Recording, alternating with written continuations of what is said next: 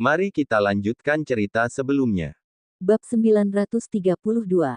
Wajah Russell dipenuhi dengan nasi yang sedang dia santap. Bahkan di atas meja dan di atas lantai juga ada nasi yang berserakan. Yuna dan putrinya membiarkan Russell makan sendiri dan menggerakkan tangannya untuk membantu pertumbuhan Russell. Semakin sering bergerak, maka gerakan tangan Russell juga akan semakin terlatih. Lambat laun, Russell pasti bisa makan dengan lebih rapi layaknya orang dewasa. Russell akan berusia 3 tahun beberapa bulan lagi. Itu artinya dia seharusnya sudah bisa makan sendiri tanpa bantuan orang lain. Stefan membelai kepala Russell lalu menatap ke arah Yuna seraya berkata, "Tante." Yuna mengangguk lalu berkata dengan ramah, "Ayo, kita makan dulu." Para pelayan sudah menyiapkan peralatan makan yang akan digunakan oleh Stefan. Kemudian Stefan menoleh ke arah Amelia yang sedang menikmati makanannya tanpa menoleh ke arah Stefan. Tatapan matanya terlihat biasa saja ketika melihat Stefan dan tidak berbinar seperti dahulu. "Halo, kakak sepupu," sapa Stefan ramah. "PF. Amelia menyemburkan makanan dari mulutnya lalu terbatuk-batuk. Yuna yang berada di dekatnya buru-buru memberikan segelas air kepada Amelia. "Minum dulu," ujar Yuna cepat. Amelia bergegas mengambil gelas dari tangan Yuna dan meneguknya. Tidak lama kemudian, batuknya berhenti. Amelia langsung tersipu malu setelah melihat sisa makanan yang dia semburkan dari mulutnya. Ini adalah pertama kalinya dia tidak bisa mengendalikan diri, terlebih lagi ketika melihat Russell.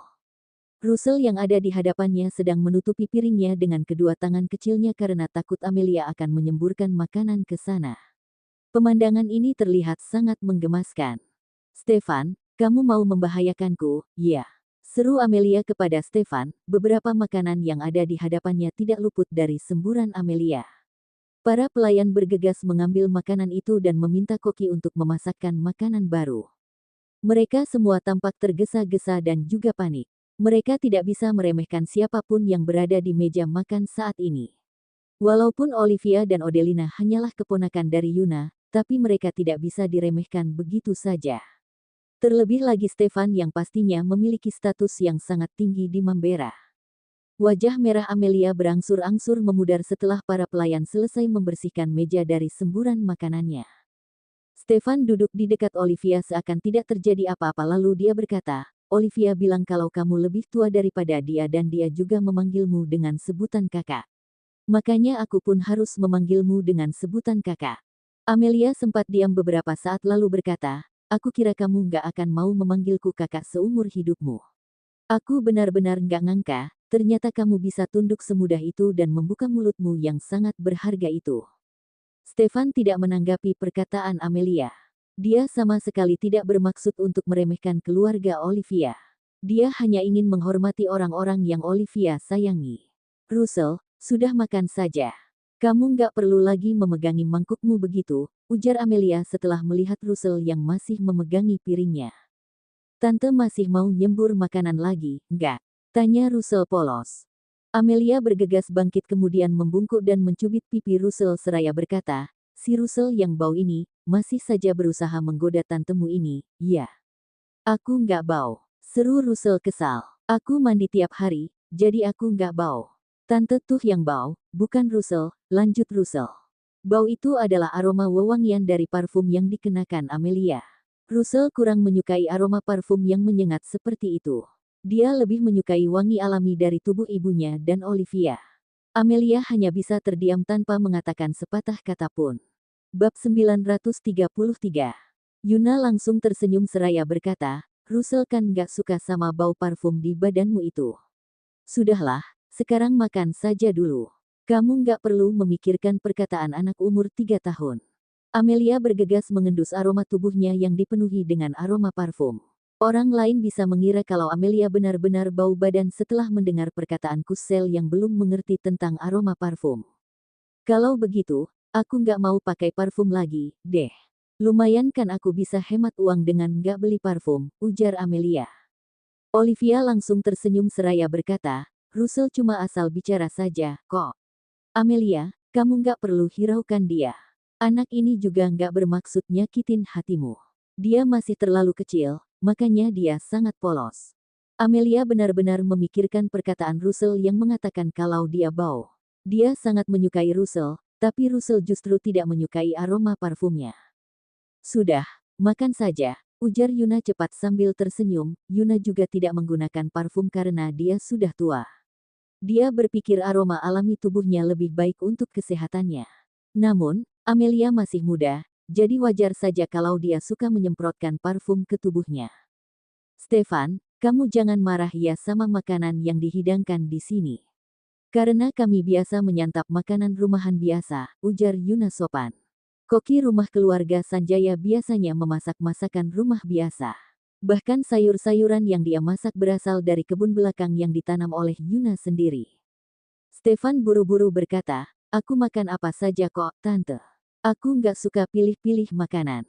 Kedua ibu dan anak tersebut tiba-tiba saja mencibir dan bergumam di hati mereka, kalau kamu saja tidak pilih-pilih makanan, berarti tidak ada orang di dunia ini yang suka pilih-pilih makanan. Petik 2. Amelia adalah mantan pengagum Stefan, jadi dia sudah mengumpulkan semua informasi mengenai Stefan, termasuk apa saja yang disukai Stefan. Amelia tahu kalau Stefan adalah seseorang yang terobsesi akan kebersihan dan juga seorang picky eater. Stefan mengatakan kalau dirinya tidak suka pilih-pilih makanan pastinya karena ada Olivia di sisinya. Stefan sangat menjaga dan mengurus Olivia ketika mereka makan. Dia membantu Olivia dan Russell mengambil makanan dan memperhatikan bagaimana Russell makan dengan sangat sabar. Russell terus makan sampai perutnya membesar lalu berkata dengan riang kepada Yuna, Nek, makanan di rumah nenek enak banget. Rasanya mirip sama masakan mama dan tante. Kemudian Yuna menggendong Russell dan berkata, kalau begitu, Russell sering-sering ya main ke rumah nenek. Biar bisa makan makanan kayak gini lagi. Russell langsung mengangguk lalu berkata, aku pasti akan main ke sini kalau mama dan tante juga ke sini. Kemudian Yuna memeluk Russell erat. Dia merasa seperti sedang menggendong adik perempuannya yang telah tiada. Kalau begitu, Russell harus ingat nomor telepon nenek, ya. Russell bisa telepon nenek kalau Russell mau main ke sini. Biar nanti, nenek jemput Russell, ujar Yuna sambil terus tersenyum. Kemudian Yuna menoleh ke arah Olivia seraya berkata, kamu dan kakakmu jarang sekali datang ke sini. Nanti, kalian berdua harus lebih sering datang, ya. Stefan juga bisa ikut datang ke sini sama Olivia kalau lagi ada waktu luang, tambah Yuna sambil menatap Stefan. Stefan langsung melirik Olivia lalu berkata, aku pasti ke sini kalau ada waktu luang. Pandangan Stefan tiba-tiba saja tertuju ke arah tumpukan undangan yang ada di atas meja teh. Olivia mau ikut tante ke acara jamuan makan, ujar Yuna cepat setelah melihat arah tatapan Stefan. Stefan langsung mengerti, mengapa Olivia berniat untuk ikut acara jamuan makan.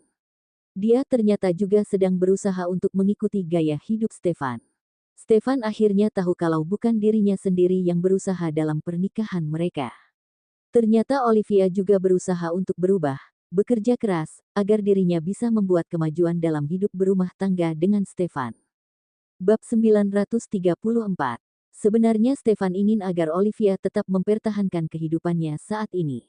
Dia ingin Olivia tetap bahagia dan tidak memaksakan dirinya. Namun, Stefan hanya diam tanpa melontarkan sepatah kata pun. Dia hanya bisa menyesal di dalam hatinya karena Olivia harus rela mengubah kehidupannya yang dahulu agar bisa hidup bersama dengan Stefan. Stefan hanya bisa membiarkan Olivia memilih jalannya sendiri dan tidak bisa melepas Olivia dari genggamannya.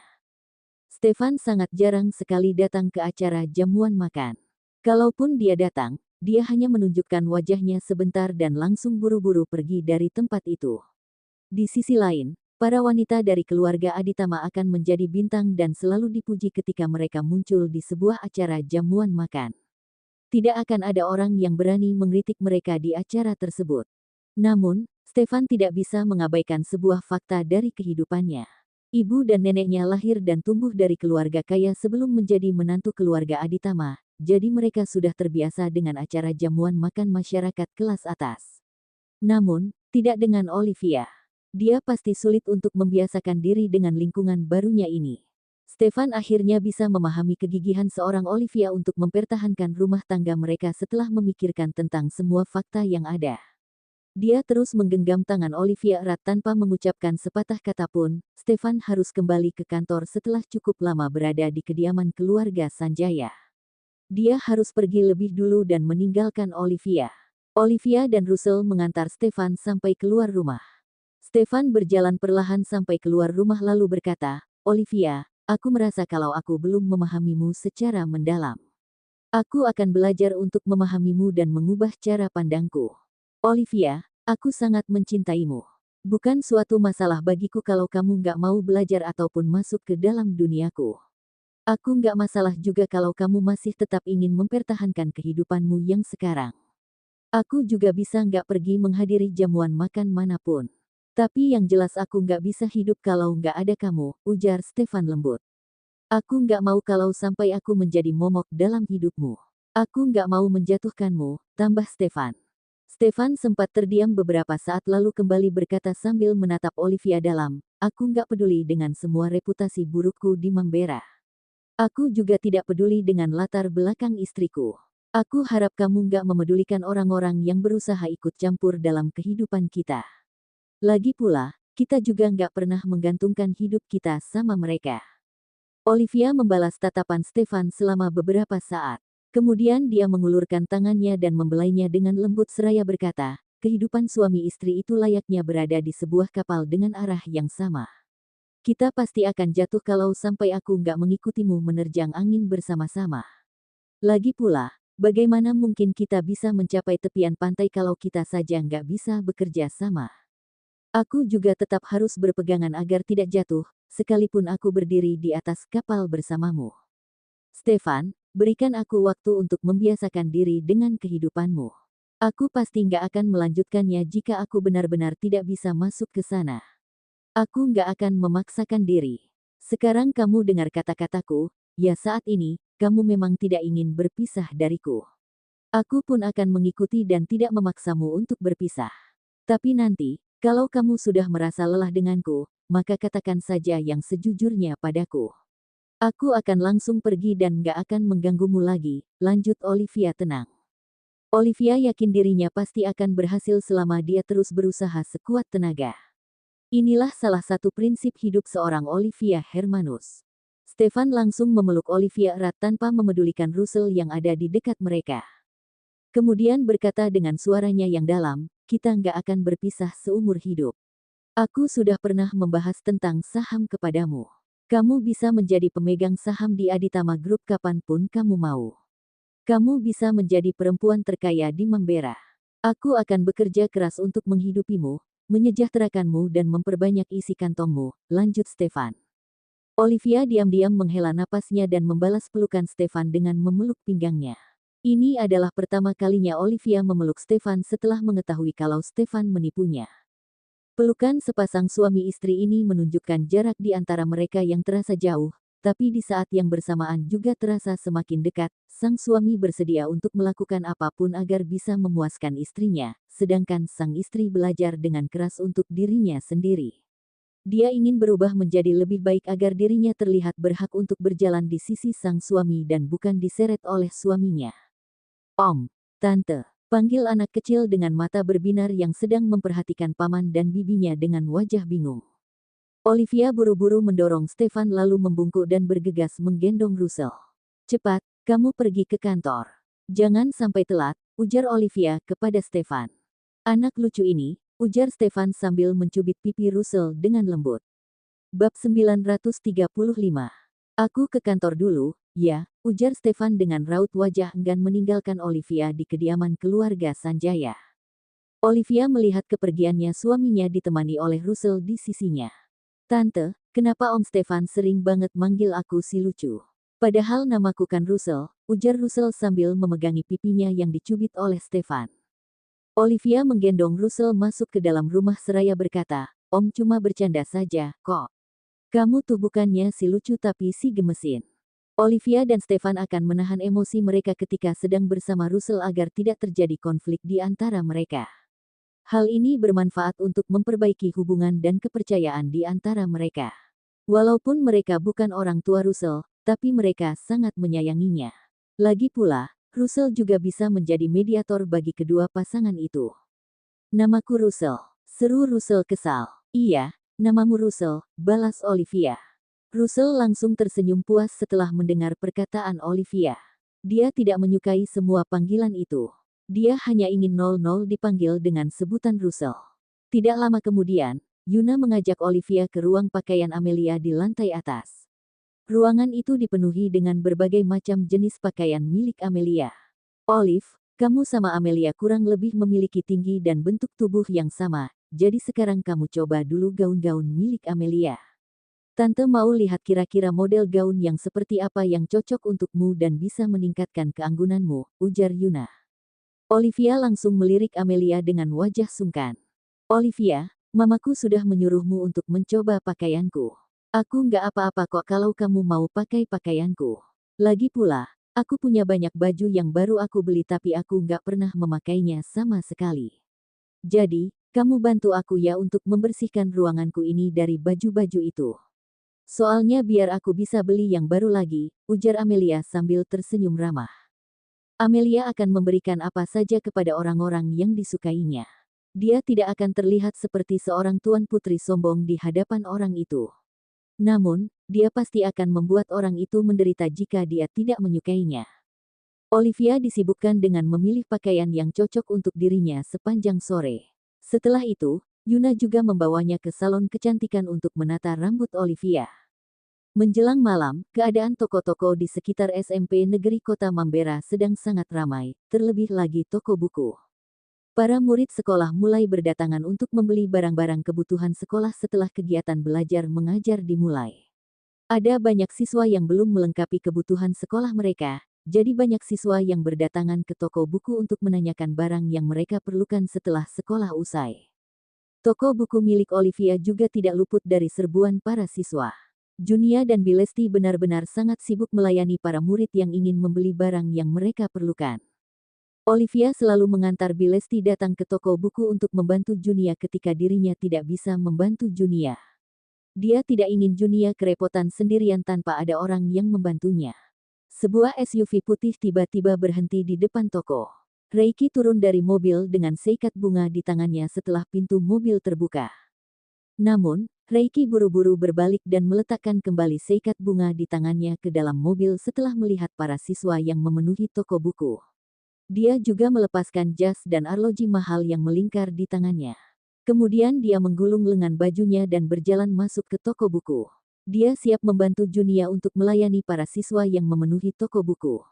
Junia, sapa Reiki. Kemudian dia kembali berkata, kamu lagi sibuk, ya. Kebetulan aku lagi di sini, nih. Ada yang bisa aku bantu nggak? Kamu carikan barang yang nggak bisa ditemukan siswa itu, jawab Junia tanpa sungkan menyuruh Reiki untuk membantunya. Junia juga tidak menyuruh Reiki untuk menjadi kasir karena dia tahu kalau Reiki tidak tahu harga-harga dari barang-barang di tokonya. Mereka semua sangat sibuk dan baru bisa beristirahat ketika malam hari. Kamu nggak ada acara apapun malam ini. Kok kamu bisa datang ke sini? Tanya Junia ketika akhirnya dia memiliki waktu luang untuk berbicara dengan Reiki. Bab 936. Bosku lagi baik hati. Dia mengambil alih semua urusan malam ini. Aku sih senang-senang saja, makanya aku langsung ke sini setelah pulang kerja. Kita makan sama-sama saja, yuk. Aku sudah memesan meja di restoran Hotel Mambera. Bahkan makanannya juga sudah mereka siapkan. Jadi, kita nggak perlu lagi nunggu lama. Setelah selesai makan, kita nonton bioskop juga, ya. Kau sudah beli 2 tiket film. Jadi, nanti kita akan nonton 2 film berdua. Kita harus memanfaatkan momen ini sebaik-baiknya. Aku kan jarang banget bisa punya waktu luang kayak gini, ujar Reiki penuh antusias. Reiki memang sangat sibuk setelah menjadi asisten Stefan di kantor. Dia hampir tidak pernah memiliki waktu luang di malam hari, terlebih lagi ketika Stefan sedang berkonflik dengan Olivia. Reiki benar-benar tidak memiliki waktu luang sedikit pun karena Stefan selalu menjejalkan urusan pekerjaan kantor kepadanya. Saat itu, Stefan hanya ingin terus berada di sisi Olivia. Junia baru saja ingin membuka mulutnya ketika Reiki tiba-tiba saja berlari keluar toko.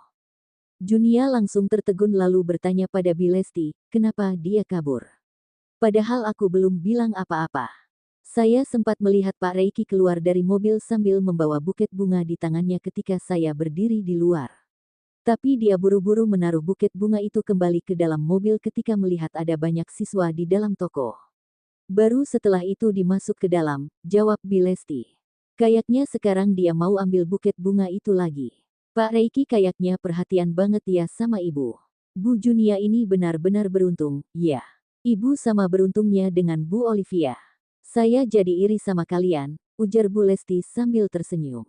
Namun, senyuman Bu Lesti tiba-tiba saja hilang ketika dia menyebutkan nama Olivia. Saya sebenarnya juga nggak ngerti apa yang ada di pikiran Bu Olivia. Pak Stefan sampai kehilangan nafsu makannya dan semakin mengurus hanya karena Bu Olivia.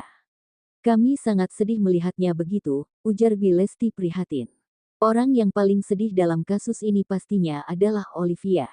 Semua ini bisa terjadi karena kesalahan Stefan. Namun, Bu Lesti tidak bisa merepotkan Olivia dengan urusan Stefan. Selain itu, masih ada nenek juga yang terus memperhatikan mereka. Nenek mengatakan kalau konflik di antara mereka berdua tidak boleh dicampuri oleh siapapun. Mereka harus bisa menyelesaikannya sendiri, kecuali kalau Stefan yang langsung meminta tolong kepada para tetua. Stefan dan Olivia sedang melalui masa sulit dalam hidup mereka. Sebenarnya, Odelina yang sedang diet dan mau menurunkan berat badannya, tapi justru Olivia yang kurusan, ujar Junia. Olivia masih makan 3 kali sehari setiap harinya, tapi berat badannya tetap saja turun. Mungkin hal ini bisa terjadi karena terlalu banyak hal yang dipikirkannya. Bu Junia dan Pak Reiki juga harus hidup yang harmonis, ya, ujar Bu Lesti. Bu Lesti, menurutmu apa aku cocok sama Reiki? Tanya Junia tiba-tiba. Bisa dikatakan kalau keluarga Santoso memiliki selera yang cukup tinggi. Kalian berdua cocok banget, kok. Yang laki-laki sangat pintar, sedangkan yang perempuan sangat cantik.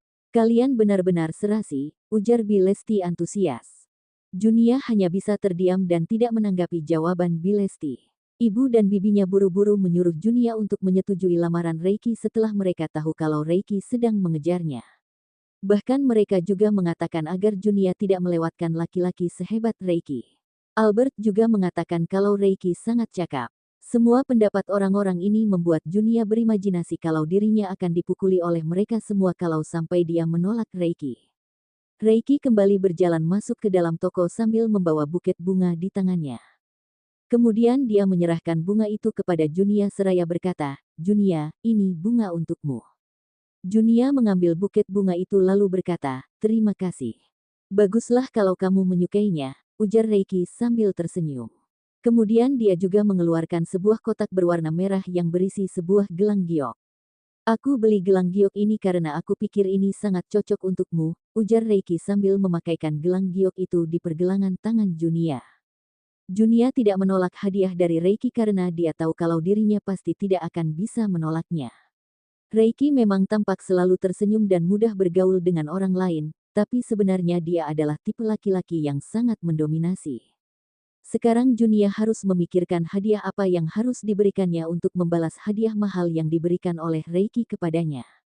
Semua ini harus ada timbal baliknya. Bab 937. Junia memberikan kunci toko kepada Bu Lesti setelah memesankan makanan untuknya. "Bu Lesti, kamu bisa menutup toko setelah selesai makan. Jangan lupa dikunci, ya. Kuncinya juga Bibi bawa saja atau Bibi juga bisa kasih kuncinya ke Olivia," ujar Junia. Bu Olivia bilang kalau dia tidak bisa datang membantu di toko selama beberapa hari. "Saya akan membantu di sini sementara waktu. Jadi, saya akan membawa kuncinya," ujar Bu Lesti. Kemudian Bu Lesti kembali berkata sambil tersenyum, "Bu Junia pergi saja sama Pak Reiki. Urusan toko serahkan saja sama saya." Bu Lesti sudah cukup lama membantu operasional toko buku, jadi dia sudah cukup hafal mengenai harga barang-barang di sini. Dia adalah satu-satunya orang yang membantu di toko buku tanpa mempengaruhi operasional toko buku. Junia dengan tenang meninggalkan toko buku dan pergi ke restoran di Hotel Mambera bersama Reiki. "Gimana kabar Stefan?" tanya Junia di dalam mobil. "Pekerjaanku semakin hari semakin sibuk saja. Aku bekerja tanpa henti seperti manusia super. Aku juga merasa hampir nggak bisa mengikuti Stefan yang bergerak dengan sangat cepat. Ada banyak bawahannya yang mengeluh dan memintaku untuk membujuknya," jawab Reiki sambil mengemudi. Sekarang cuma Olivia yang bisa membujuknya. Tapi pasangan itu sudah nggak ketemu beberapa hari belakangan. Nenek Sarah juga nggak ngizinin Stefan untuk mencari Olivia. Nenek bilang Sin agar mereka berdua bisa lebih tenang. Hari ini, katanya mereka sempat ketemu. Tapi nggak tahu juga apa yang mereka bicarakan. Stefan nggak ngomong apa-apa sama aku setelah dia kembali ke kantor. Dia masih saja terus bekerja keras bagai kuda. Dia sempat pergi di siang hari ke rumah keluarga Sanjaya. Lalu di sore hari moodnya kelihatan lebih baik. Tapi setelah itu, dia tetap melanjutkan pekerjaannya. Aku pikir berat badannya pasti turun karena dia terus-menerus bekerja tanpa henti. Kemudian Reiki menoleh dan menatap Junia seraya berkata, Junia, kita jangan kayak mereka, ya. Kita harus saling menyayangi dan mempercayai satu sama lain. Aku nggak akan bohong sama kamu dan kamu juga jangan menyembunyikan apapun dariku. Memangnya siapa yang sayang sama kamu? Lalu kenapa aku harus menyembunyikan sesuatu darimu? Tanya Junia ketus. Reiki pun terkekeh lalu kembali berkata, kita ini romantis banget, ya. Cinta itu bisa terlihat tanpa harus diucapkan setiap hari. Cinta bisa terlihat hanya dari kehidupan sehari-hari.